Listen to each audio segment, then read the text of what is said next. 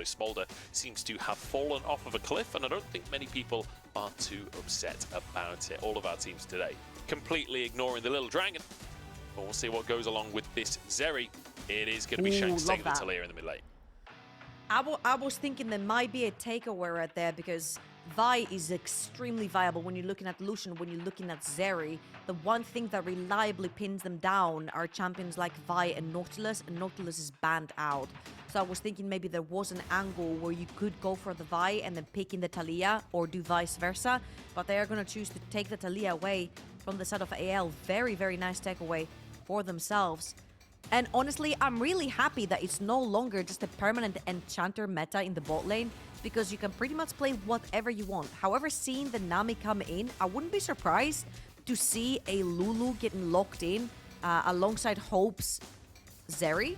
It looked really good previously in the LPL. We have seen this sort of composition in the bot lane go up against it, and it looked like it could keep toe-to-toe versus the Lucian Nami aggressive lane in the early game. See if it can go toe-to-toe. Creme goes with Karma in the mid lane. And the Lulu, unsurprising to see locked in there with the Zeri. So now we could go towards our bans. Zhao could be a solid ban with Creme taking the Karma in the mid lane.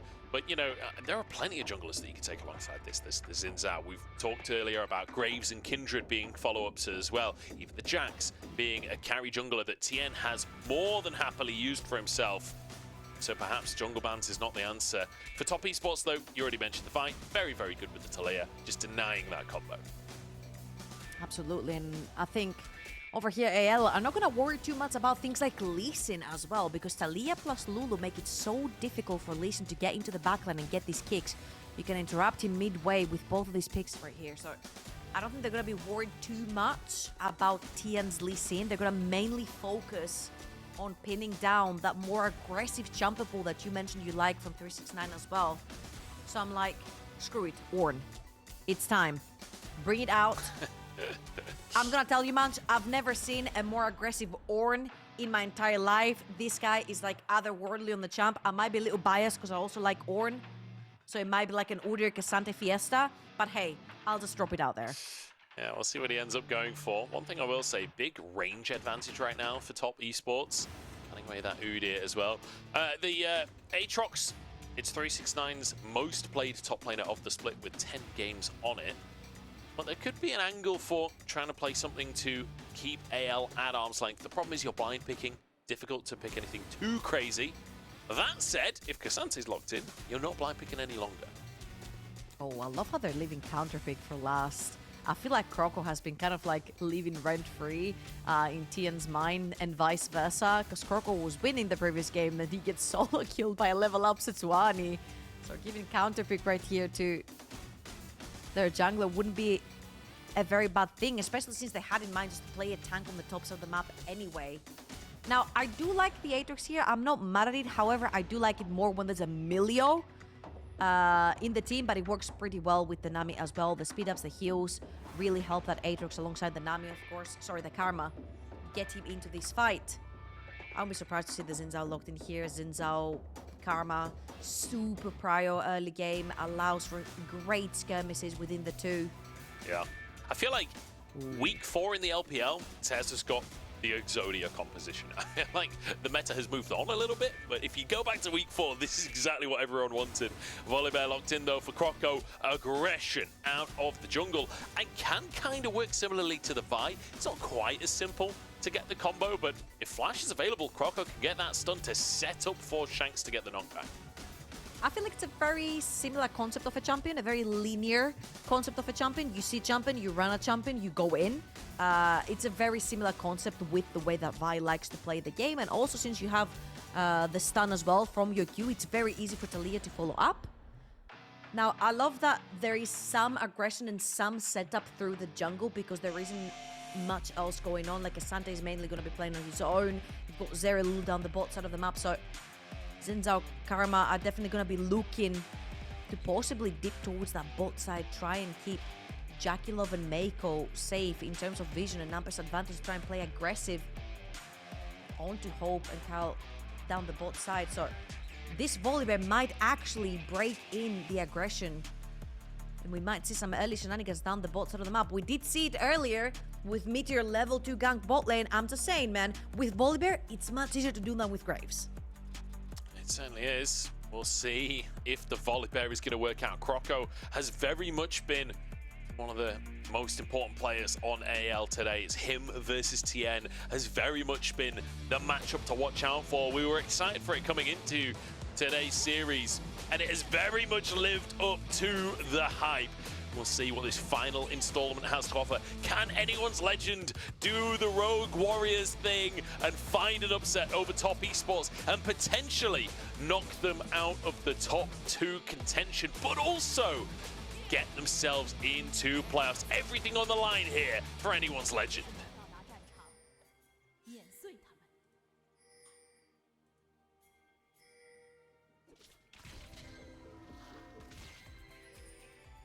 I guess we're not having gyos for this third and final game today. Missing out on those ones. I was waiting patiently, you know. Yeah. I didn't want to talk over them this time. It's always like a game of chicken, honestly, where sometimes you just don't get them, and it's like, how long are we waiting? How long do we commit to try to see if the gyos come on through? But once you get to like 45 seconds on the clock, I feel it's over at that point. But as you mentioned before in the draft, the Lucian first pick, it is a staple for top esports, and it's not surprising. I'm going to hold the thought, though, on the draft as Croco going to go for an invade. Creme spots it out, takes a few rocks for his trouble. Tian forced away ward on both sides. Hope is even here as well as Kael. JackeyLove moving in. Spotted by Shanks here. Bit of damage coming up through. Shanks actually ignited. This is a full-on scrap at level 1. Croco, level 2, though. The only one in the game to hit level 2 at this point. Creme forced to flash away. They're chasing for more. AL, what a way to start the game. Same theme as game 1. You see the Kalista or the Lucian locked in B1. You know they want to play aggressive. You know they want to play in your face. What does AL do? They laid invade back to back. Volibear is now coming towards the bot side of the map. JackeyLove and Meiko think they might be safe right here. They are going to ping it. They know something's going on because they haven't seen him go past the wards yet. They're going to see him right now and they can play a little bit more aggressive. But what a fantastic start from AL, still in the jungle, taking the flashes and the teleport off of Creme and off of Tian. A great start, and honestly, I'm like, I cannot believe my eyes. Like, Volibear and Lulu and Zeri invading a Xin Zhao Karma, like your RQ hurts a lot early on for Creme, and I feel like they just caught them off guard. Nami and Lucian were already down the bot lane. They were too late to the macro movement, and again, AL, fantastic start. Unfortunately for them, the Lulu ends up cashing in the kill, but hey, a kill is a kill, and we take those because there's a bunch of summoners that are also missing from the set of TES. Fantastic start from AL. And again, like you say, they're kind of running the scaling side of this matchup up against Lucian Nami. Nice to have an aggressive start. Powerful trades here coming out from Creme, but Shanks doing a good job just to try and shove that wave in. Croco goes for an invade, but alas, there is no red buff there. Tian's already done it. So unfortunately, Croco just going to waste a little bit of time in that jungle. Yeah, and because his bot lane has fallen behind also in terms of levels, he couldn't wrap around for a gank towards the bot side of the map. There's also flashes there. So if you do try for a bot lane gank and you fail, you fall so massively behind in terms of clearing your jungle. As you'll see right here, Tian is going to be invading towards the top side of the map. There is priority through 369 in the top lane, has been bullying out Hery onto this Cassante, and your Karma has shoved in a wave underneath the tower. So Tian getting a little bit of revenge in terms of taking one of the camps away that was taken away from him to begin with, and maybe a +1. Yeah, he can go up to this red buff here. Croco on the Wolves currently. Tian still has that smite available. I don't think he'll be able to stick around for the Krugs, but you never do know with Tian. We'll see what he goes for, as Croco will now be spotted on the ward. You expect Tian to just get out of dodge, channeling that recall. Croco sees the red is gone, but Tian is out of there. Slick Bandit gets out to safety. Nice bubble coming on through in the trade back, but Hope and Kael are just destroying this 2v2. Yeah, absolutely. We said in the beginning, you know, when you have the likes of a melee support together with Zeri, usually the melee support gets kind of punished. So you see a lot of roaming early on. The Zeri stays alone in lane. The 4 gets punished by the Lucian Nami. But right here, the Lulu Zeri can actually go toe-to-toe into the Lucian Nami. We've seen it prior this week in the LPL. I just cannot quite remember the team that was playing it, but it's doing relatively quite well. No. Hope right here might check into a Xin Zhao. Hope dashes away from the W. Bit of damage out from Tian. I was worried there, but the ward keeps him safe. Oh, Hery actually denies a recall from 369, but can't quite find the W to get that stun. Recall should come on through. Hery can see this recall. I don't think he can get over in time to stop it, though. Just going to try and crash the wave. 369 has the TP, so shouldn't lose too many minions there. In the meantime, both junglers in this bottom lane. Croco drops the control ward. Hasn't been spotted just yet, I don't think. And Hope down very low on HP. The bubble won't quite land, but Croco forced away in the meantime. Kael takes a chunk. JackeyLove backing away, but Meiko forced to flash. The minions blocking the way as the mid laners now join the fray as well. Creme backs off as Shanks takes a big old chunk. It's tense between the two teams, but neither getting a big advantage. Okay, I'm loving this so much more by both teams because they know their win condition is towards that bot side of the map. They both have kind of scaling top laners. They pick the Volibear on the side of AL to make things happen in the early game to try and shut down the Lucian Nami off the get-go and get Hope onto the late game carry that he wants to be further on in the team fights. However, Top Esports are playing very cautiously this time around. Apart from that first blood, they've played very well into Shadow in bot lane. There was a very unfortunate read from Croco into Tian's jungle that actually slowed down a little bit his rotation onto the map. And as you can see, even Creme, level 5, tries to follow up onto Shanks, deeping into Fog of War towards the bot side of the map. So we said that we wanted to see a lot more coordination from Top Esports, and so far, I feel they've done very, very well in trying to read where AL's early game aggression is going to be. Yeah, so far so good. 1-0 is still on the scoreboard after that level 1, but gold going to be pretty much even ever so slightly in favour of Top Esports, but nothing significant. But it's been an entertaining game so far. Even though there's only 1 kill on the scoreboard, there's been a lot of action, there's been a lot of scrapping. Tian, though, off the back of the presence top lane from 369, will be able to get these first 3 grubs for himself. So it's the first time this series we're seeing one team get the first 3 grubs. I feel like it's been 2-for-1 trades each time so far this series. But again, AL... I feel like right here... Sorry, go on. Go on. No, right here I feel like Tian had the time, right? Because he knows that he has set the Volibear way too far behind. Again, when you do commit to all 3 of these void grabs, you're most likely going to lose or fall behind 1 or 2 camps. But just because Tian knows the difference already in terms of camps and how far ahead he is compared to Croco, it allows him and it gives him time to play for those tower platings. Also, it works really well when you have Lucian. You know, if Lucian gets ahead from your bot lane, even ahead, he can be a huge tower eater. So having that extra buff from the void grab, you've got Aatrox later on as well who's going to be hitting tower. So I think it's a great investment, especially since he knows he has created this sort of pillow and time of opportunity to do this whilst not falling behind. He's managing to make things happen for his team here. This is one of the things that you realistically want on a Xin Zhao, is to have this early pressure, to have presence on the map. Same can be said for Volibear, though. And Croco struggling to have that impact as 369. Really getting ahead up top. 15 CS lead for him. And punishing Hery. Top Esports not confident enough to start the Drake just yet. Tian is down in the bottom side of the map, but will commit to his recall. But a ward spots out Croco, so nothing Croco can do to punish this bottom lane. I don't think they need a ward right now to spot where Croco is on the map. I think if you wonder where the Volibear is, he's most likely going to be bot lane. There's no way you're going to be playing around Ikasante. You cannot catch a Karma unless you commit a flash. And at this point, Creme also has his flash available. So I feel that Croco is doing very well playing towards the bot side of the map. However, he has fallen quite massively behind in terms of experience. Only right now, following up on that level 6 Shanks, though, over in the bot lane. There is a TP from Creme. He can only TP onto towers right now since only minute 9 for the time being. But again, I'm loving the approach right here from Top Esports. They're playing very reserved in this early game. A lot of the skirmishes, a lot of their fights in the early game were a little bit scrappy. And right here, they're just taking a little slow. Hope potentially caught here. Dashes over the wall to keep himself safe. Croco moving in. Again, I'm not sure he went and did Gromp and then just returned to the bottom lane again. But Tian can start this Drake up.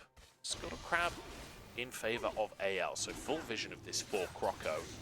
But the wave being pushed in bot by JackeyLove means the bottom lane from Top Esports can move in. Croco, at best, is just looking for a steal here. But Shanks is there, so is Kael. This feels like commitment. Okay, Croco's spotted now. Surely that means they can't go for this one. Tian committing to a play. Crescent Guard comes on out to keep himself safe. And that little bit of pressure from Tian is enough to get the Drake. Meiko gets on the right side of the wall as Shanks goes in for a little bit more culling to zone everyone away. And Creme threatens on the backside of the play as well. But everyone jumps on to JackeyLove. The wild growth knocks them skyward. And AL pull the trigger. Double for hope. And Top overconfident and punished. Off of the back of Shanks with a fantastic wall to try and shove JackeyLove and Meiko into a very tiny choke point, followed up by Croco's ability to run past everything and just engage in a very straight line. Again, we talk about how linear as a champion Volibear is. He sees champion, he runs on champion, he kills champion. Tian right here, he cheekily sees that Croco is in there. However, he takes his W, he goes back in. He marks him, then he is back in. He takes a huge chunk of his HP. He doesn't have his ultimate. He's leaving towards the top side, which means fight is done. Fight is over. Now here, Creme taking a pretty good chunk off of Kael gives the full sense of security for JackeyLove and Meiko to go back in. They did not have their team with them. Tian just wanted to zone them out. He took the dragon. He got out. However, again, JackeyLove and Meiko with the over-aggressive play get absolutely punished. Then 2-0 on Hope, 2-0 on this Zeri. Oh, I think 369 has seen this before. Yeah, we saw it's this the same in game episode. 1. He's playing it on repeat.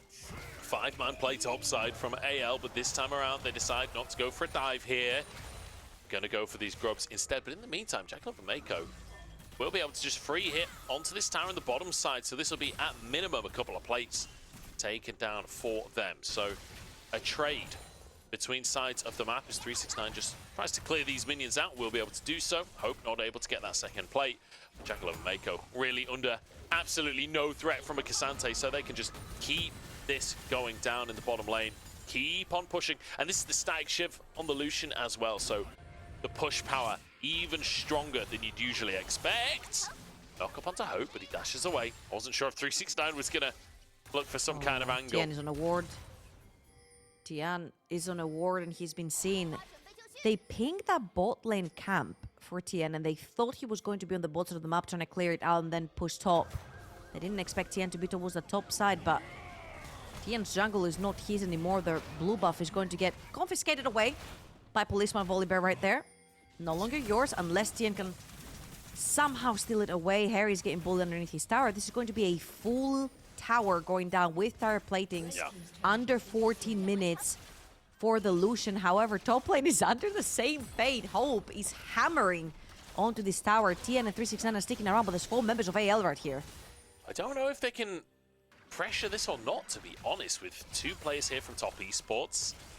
Not sure they'll be able to finish this tower, but the resets come through from 369 and Tian.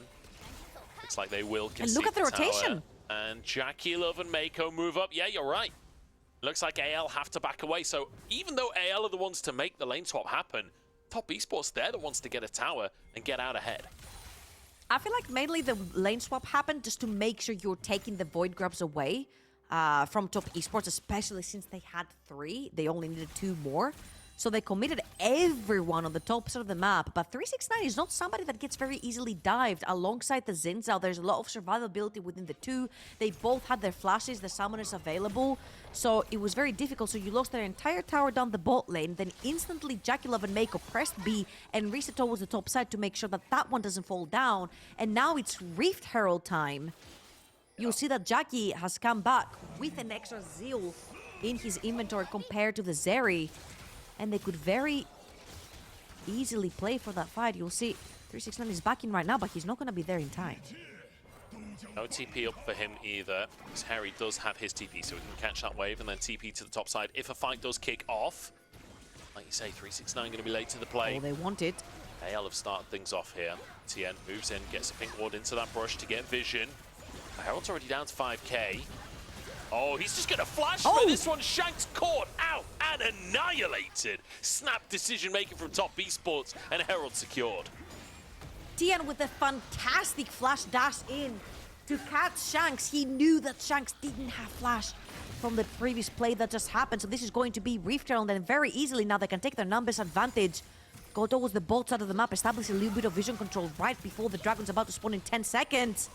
Now, this is what I was talking about when I'm like, hey, if your Lucian comes out of lane even, put them in the mid lane, chunk someone down. That gives you HP advantage, deep into fog of war, and threaten a neutral objective. This particular neutral objective is going to be the next Dragon and Creme over in the top lane. Another threat, shoving in that tower, has the TP to join if a fight breaks out.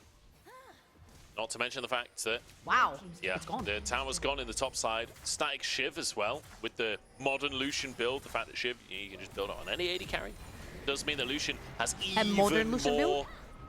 Well, yeah. Is there a boomer Lucian build? I mean, Lucian, not historically a static Shiv champion, sure. right? Like, this is not a typical Lucian build from long ago. Here we go. Oh, we're going in. Croco starting the fight, just flashes back out, realizes he ain't tanky enough for that one. So this guy is all well and good, but only if you actually get to auto-attack anyone. And there we go. I find that it's gonna be so difficult from now on for Croco to find opportunities, because you're picking Volibear into a team that can very easily space you. They have a lot of shields, and as much as I love seeing Volibear in general in the early game, as top Esports is just gonna literally brute force their way into that mid lane tower, and Croco doesn't have the ultimate anymore. Again, the power of the Lucian in the mid game, so strong. Yeah. Hence, this is why a lot of people like Ruler and JackeyLove will choose to be one it, no matter what. There's a reason it's banned in so many LPL games. I feel like it's so often banned on the red side, and especially against these top teams, like you said. Ruler, JackeyLove, both absolutely loving the pick. There we go, rapid fire cannon, second item. He is in full poke mode now as soon as he dashes forward with Meiko's Tide Caller's Blessing. We already saw the chunk he just did on Hope before that second item. He's only getting stronger. And again, I don't think I got to finish my point about Croco's Volibear because the tower was going down, but you're a very linear and predictable champion on the Volibear. There's no ins and outs. There's only one way in. You ult in or you Q in, and that's it. And you're not necessarily tanky enough. You're playing Standard Sky, so if you do get CC'd midway, if you don't ult fast enough, if you don't get onto your target, you're most likely gonna be dying here. Oh my god. Nice little chunk there. That wasn't even an entire combo, that was just E. Yeah, just E's and W's and blasts a couple of autos out. Not too shabby. And honestly, that is the way to play Lucian. It's not really the full-on all-in a lot of the time. It's just dashing forward to get these little pokes and culling coming out when you get the opportunity. No! Kael, nearly 100 to 0 there. That would have been an insane kill. The E for the poke and then the culling on the second opportunity. That would have been gorgeous. 369 now trying to defend in the bottom side. Volibear can disable that tower. 369 respects it. Oh my god. Cold blood in Kael's veins right there, not to ult himself or flash away. Ooh. JackeyLove is going to be a huge force, therefore, you know, AL have recognized it. Oh, the bubble! Okay, Hope walks away. E wasn't available for JackeyLove. If E's available there, Hope is dead 100%. Obviously, they just Don't you wish you had your culling now? Well, I mean, he nearly got a kill with the culling. I don't think he even regrets that one. But, I mean, they're threatening onto the tier 2. It's 18 minutes. Another bubble hits from Meiko. Meiko had a pretty rough first game of the series, but he is warmed up at this stage. Hery and Tian 1v1ing Kael trying to move over, but they're all so chunked from this Lucian damage. Hery continuing this fight, but with Meiko and Creme arriving, I don't think that's a fight he wants anymore. Yeah, and if you look on the map for AL, they're trying to play through their side lanes. They're using the Talia as a tool together with the Volibear to try and pressure those side lanes. But I'm not sure there's going to be mats that's been given back to you from that, because one way or the other, you have Hery, you're going to have to team fight. They're trying to get as much gold as they can onto the Talia. You know, the Lucian dashes forward. Potentially, you get caught up by Talia, 100% to 0 by all the farm, all the items onto the Talia. You see they're using Shanks on the sideline. They did this in game 1. They had Croco shadow him the entire time. Yeah. Ooh, Croco's looking. He sees Creme, but he has no teammates gonna around say, him. He doesn't see any of his teammates. He's in the middle of nowhere right now. Not in a good spot there. Will walk away with his life. But wow, fantastic stuff coming out here from Top Esports. Despite the fact that they are 1 to 3 in kills, this is more reminiscent of what we saw early in the split. Shanks positioning for a wall here. The wall? They will be able to catch him, but Croco, it's gone pretty deep. JackeyLove flashes away from the knock-up. Croco trying to set up, but the bubble lands again from Meiko. Croco gets a heal, keeps himself alive, but the root's going to land. So much damage from Top Esports. 369, he wants it. Dashing forwards, but the rock stun, it doesn't matter. Creme finds it instead. That's 2 picks. The jungle are down, and Baron just spawned. Oh my god, I really hope we get the replay to this because there was a big bully in this particular fight that didn't allow 3 or 4 members of AL to get into this fight. His name is JackeyLove, by the way, spoiler alert. Top Esports, of course, with 2 down mid jungle. They're gonna feel free to walk into this inside this Baron and take it. And let's watch this again. That was a pretty good wall right there from Shanks. And it is going to force JackeyLove's flash right here. And as you can see, everyone is piling up on Tian, but look at JackeyLove, he's playing on the side. He's not allowing anyone from AL to pile onto Tian. And the second he wraps around and tries to do some damage, they're all so chunked down that they ended up dying to an RQ from Karma. JackeyLove was zoning everyone the entire time. Yeah. JackeyLove, you know, he may be a player that's been criticized over the years for perhaps being a little too aggressive, but when he has a lead, he knows how to use it, and especially on this Lucian. He's got 55 games, this is 56th of his career, 71% win rate on this pick. He knows how to snowball a game using that Lucian. As AL move to the bottom side, trying to find 369. They need a pick, they need something. Hope dashes into the play, but Creme just throws out 1 Metric Q and suddenly the play is off. Mid lane. This is a disaster. Mid lane, JackeyLove is pressuring your tier 2. He has Baron, he can pressure your tier 3 right here. AL, you're taking Dragon and trading it for an inhibitor. Yeah, one Cloud Drake for an inhib. Top Esports, they'll take that trade. That's more like a Cloud Drake. Any day of the week. Yeah, exactly. I can hear the Six music in the background. Yakety Sax playing for us.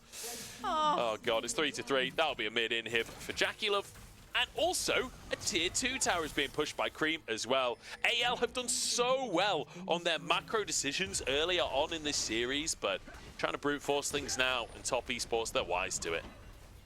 I feel like we criticized Top Esports, and very rightfully so, because their game 1 and game 2 looked so sloppy, so uncoordinated. They looked lost on the map. They didn't exactly understand how their composition worked, and even when they did, they just were not on the same page as players with each other. Right here, this looks so darn clean. Yeah. No over-aggression from the Lucianami, always covering the bot side. Come on, 369, it's a 2v1, what you got? TP from Shanks, but JackeyLove is here as well. I don't know if it is a 2v1. It is a 2v1, I take it all back. Okay. Shanks gets himself the shutdown. JackeyLove was trying to get in, but Shanks getting the TP, walls over as well. That's a shutdown onto 369. Big pick for AL, but unfortunately, there's not really anything up on the map for them to take. It's literally as we're saying how clean they are, right? It's literally as we're saying, hey, they're very clean, they're playing very controlled, but not as controlled. Croco dives back in! The double bubble coming out from Meiko. Shanks is found by Tian's W as well. Blasco gets him out to safety, but Croco can only tank for so long. Another for JackeyLove as it's 4 for 4 on the scoreboard, but it does not feel like it. 6,000 gold lead for Top Esports. Okay, so 369 going down right here was a pretty big hit because you still have Baron buff on you. You could have potentially pushed another 2 towers. You still have a tier 2 that's standing in the bot lane. JackeyLove, you're just gonna find him in the fountain in a second. That's how deep he's pushing right now.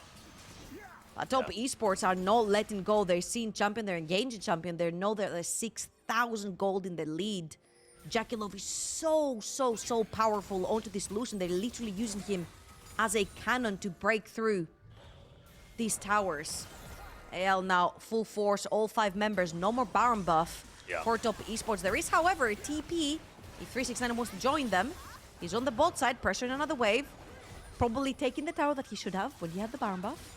I just want to quickly say, before this game ends up finishing or Top Esports throw things away or whatever, Meiko's had a great game on Nami. His waves have been fantastic, keeps on hitting these bubbles during fights. Like, often with Lucian Army, it's just about buffing the Lucian and you don't see much more. But Meiko has been absolutely on point with these skill shots. And Top Esports getting so much value out of the pick. There we go. Cullen comes out. Croco basically finished off. JackeyLove side steps the knockback. That's 2 inhibs. And I mean, honestly, it just looks easy from this point out. There is just not a very easy way for AL to play the team fights for them because Top Esports' composition doesn't necessarily fully commit. You've got Lucian dashing in, poking you out. That's it. You have to leave the fight. You have to go back to the fountain, recharge your HP, and then come back again. It's more of a poke composition that you're playing against, especially with the Karma and the Lucian dashing forward. And this is not something that the Zeri Lulu really like to play into. They like the front to backs. They like the longer lasting team fights. And unfortunately, your Cassante is not strong enough of a tank to sit in front of that Lucian. Your Volibear is literally... I'm sorry to say, but at this point, this pick is useless. Like, there is a point in time in the Rift for Volibear where the champion cannot necessarily play the game anymore, and I think that time has been reached 15 minutes ago for this Volibear. Especially with how strong the Lucian is. So, unfortunately for Croco, there is just not much he can do to help his team on a more everlasting fight to try and help Zeri prolong those so she can win through team fighting. Top Esports just slowly, Meiko nearly dying to the tower there. He'll be okay, he's got the red buff for regen. There's damage coming on through. Remember, AL, they need this win to stay in the race for playoffs, and they won game 1 against Top Esports. Game 1 that nobody was expecting. And now in game 3, after such a close series, it feels like Top Esports are just slowly walking. This composition is so oppressive. It's such a sad way for the AL story to end after such a promising start to the split. Here we go, wall coming in. Can they find it? JackeyLove potentially found, but the tidal wave comes out. The culling is there as well. Huge. The goal difference is just too massive. In they go into the base. Creme flashing forwards for more as well. He might just die for his trouble, but it will not matter at all. Wind becomes lightning. And AL, with that, will be knocked out of playoff contention. Top Esports can finish this last inhib, they can walk the minions in, and they can push themselves into contention for 2nd place. There's one hope left for AL, and it's in the name. 1 Zeri, 1 hope, 1 last man standing. 4 members of Top Esports, no towers left. Meiko died to the tower. He lost all his health to the tower, and he died to a different tower. But the Nexus will fall, and Top Esports knock AL out of playoffs and continue their run up the standings, snagging 2nd place from JDG. We'll see if JDG can contend that later on. Honestly, huge right here for Top Esports. We criticized them heavily. Game 1, Game 2, so freaking uncoordinated. Game 3, they got everything together. And we're not trigger fingers, they were not playing over aggressive, they were not getting caught, they were playing them up properly. You can see it on their faces, they're not necessarily